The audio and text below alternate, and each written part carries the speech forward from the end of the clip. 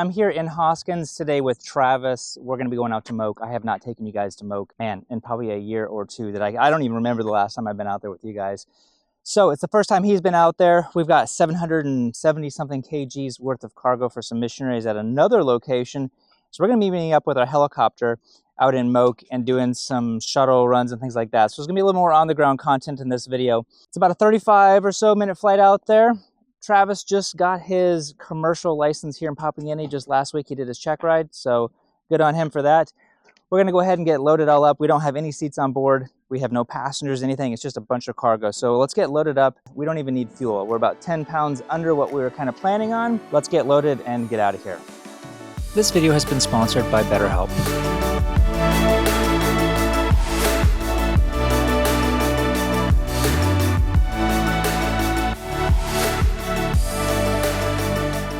Okay, we're loaded up. We've got both of our pods underneath are full up. So if we have 100 kgs in the front pod down there, nothing else in the second pod, we can do 600 kgs evenly all the way back here. So we'll still run the weight and balance, but I know that this is gonna work just fine for today. Well, as you guys can see out towards the ocean's just over there, just a couple hundred meters. It's a really nice day here in Hoskins. It's gonna remain really nice. So we're actually gonna be taking our minimum fuel out to Moke just so we can get as much cargo as possible on the Kodiak. I think we're about 2 kgs under our absolute max gross weight today. Look out!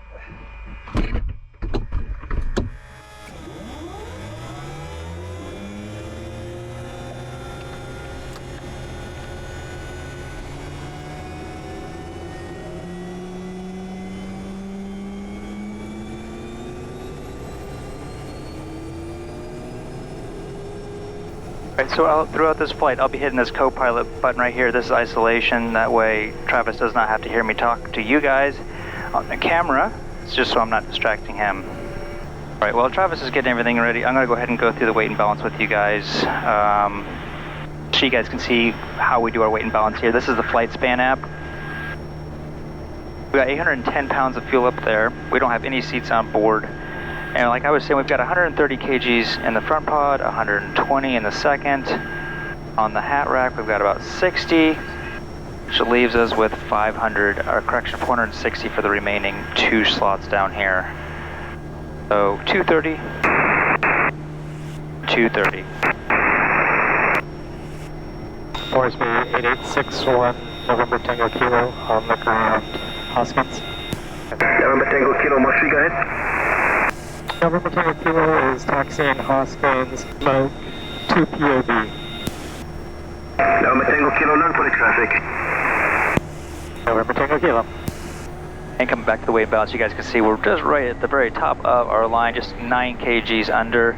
We were going to be 2 kgs, but we were 10 pounds less on fuel and figured it would just be easier just to not to fill up 10 pounds of fuel, like 3 liters or 4 liters for the guy down here. So once we get out there, yeah, like I said, we'll be working with our helicopter, and he'll be doing, I think, 3 shuttles back and forth. I think one of them is a sling load, and the other ones are maybe just internal cabin, something like that. I'm going to see maybe if we can just do 2 sling loads and then get all of it in one thing, because I know he can sling a lot more than he can fit into his cabin. I want to take a brief minute to tell you guys about today's video sponsor, BetterHelp. As you guys know, I've been flying here for almost 10 years. I've got almost 3,000 hours on the Kodiak flying here, specifically in Papua New Guinea.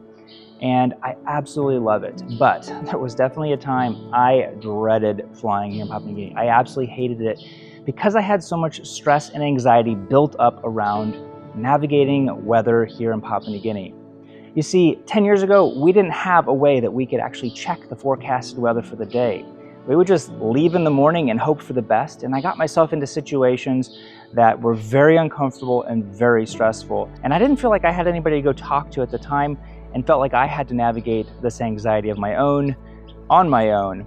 I wish that I had known that there was resources out there like BetterHelp, so that I could have been linked with a professional to help guide me to the resources to be able to move past it much quicker. If you've never heard of BetterHelp, it's the world's largest online therapy platform, making professional and licensed therapy accessible anytime and anywhere.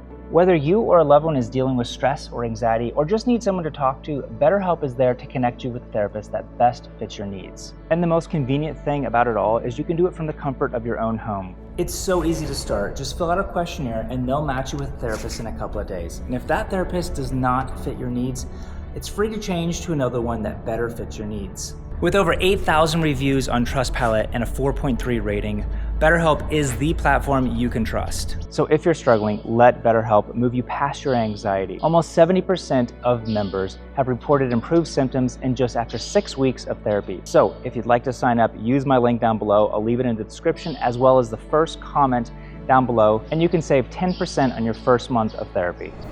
Okay, ready? Ready. All stations Hoskins, November Tango Kilo is departing runway 30.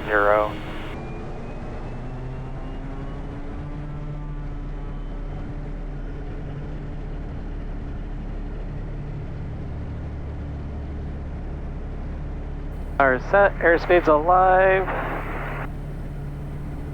50 knots, continuing.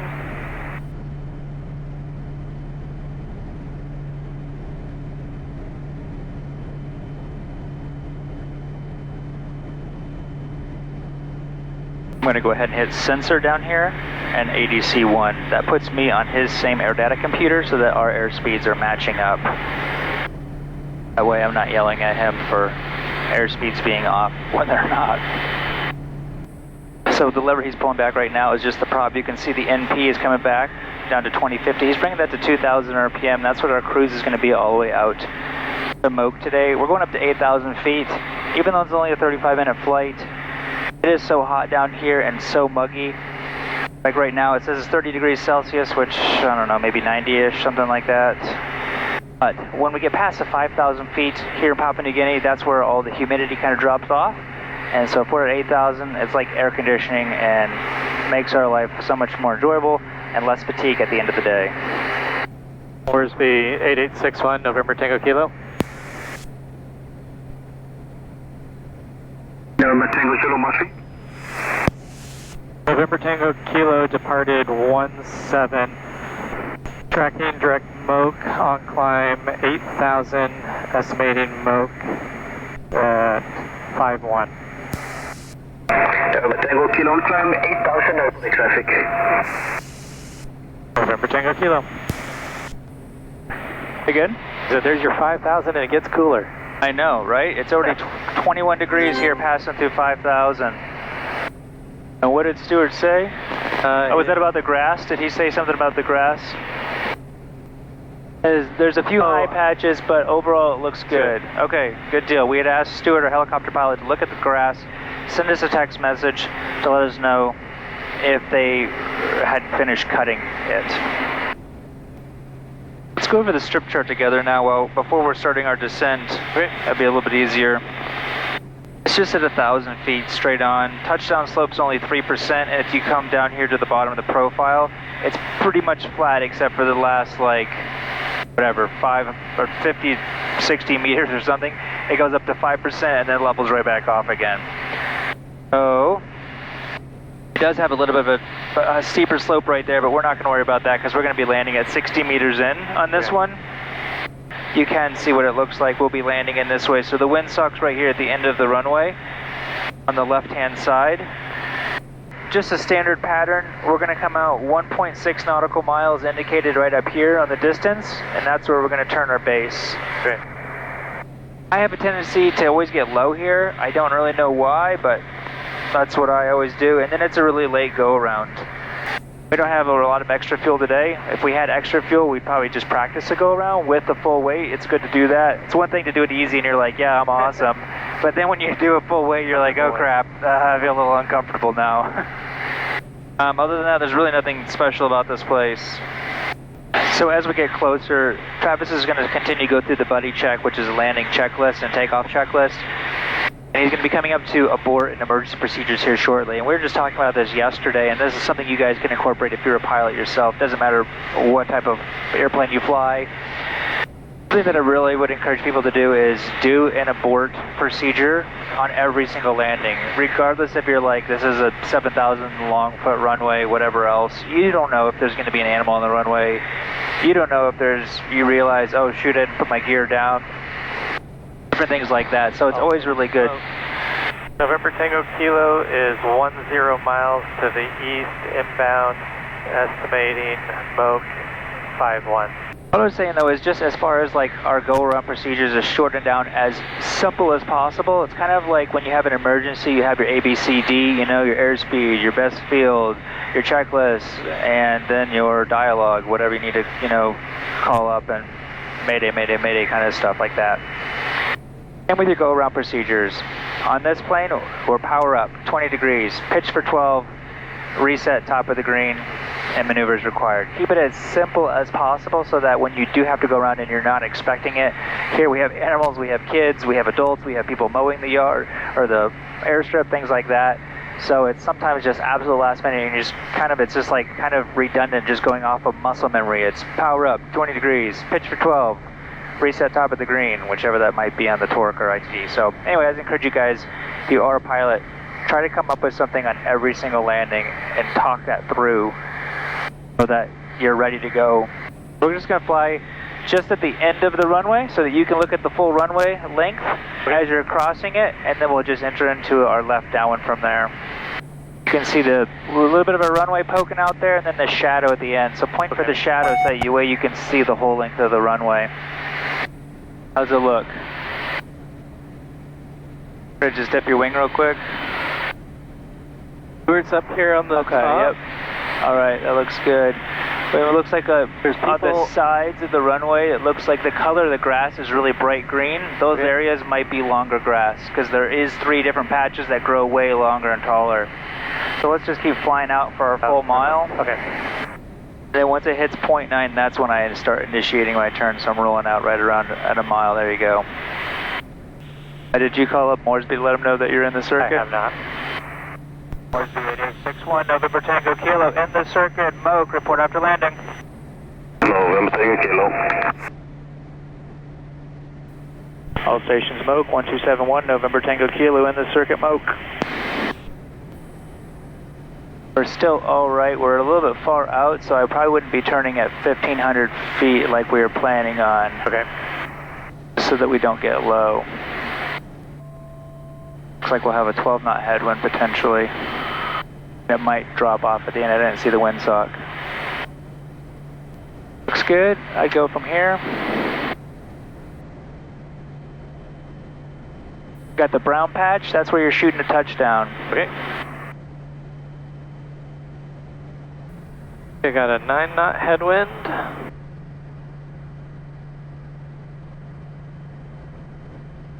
This is looking really good right here.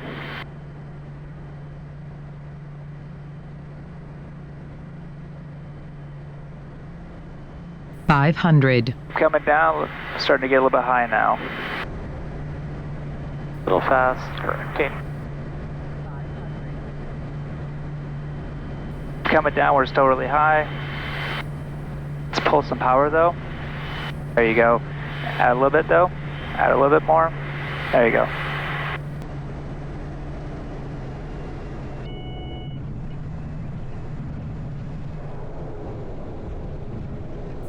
To the right a little bit. See how much I kick these like this? Yeah. That's what I want you to do is like be aggressive on these things. If you need to go to the right, just kick it all the way. Let's add some power so we don't stop on this because it might get soft right through here.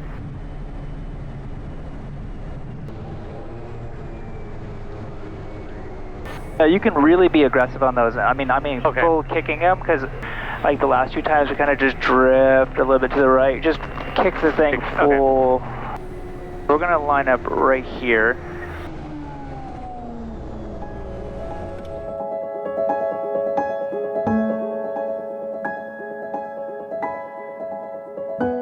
We've got the net loaded. We've got the rest of the cargo over there. He's going to fuel up over there when he gets back. We've got 250 kgs right here, roughly. I think this should work. We were kind of debating if we need to tie some ropes in between this, but we'll ask Stuart because he knows a little bit more than us. And then he'll be done once he gets this out of here, and then we can head back to Hoskins.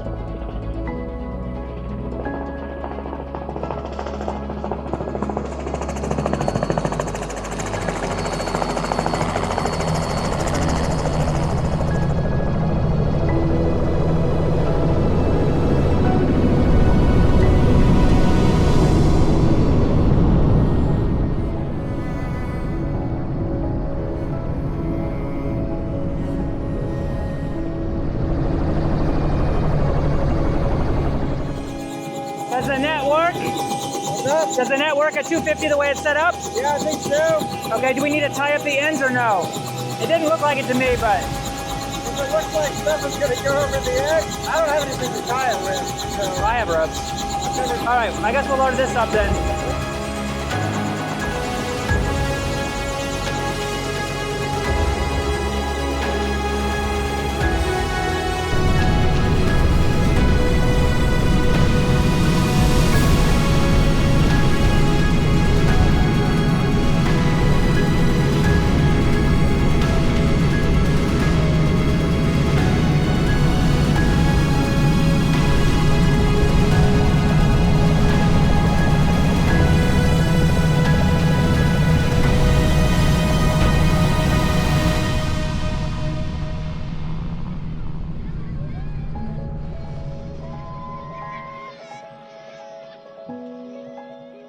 All right, that's a day for us. I'm gonna take you on a time lapse back to Hoskins, so stay tuned to the end, don't wanna miss out. If you guys did enjoy that on the ground content, give this video a thumbs up, leave a comment and share this video with others. It definitely helps my channel grow. I'd love to get up to 400,000 subscribers. Thanks for watching, see you guys.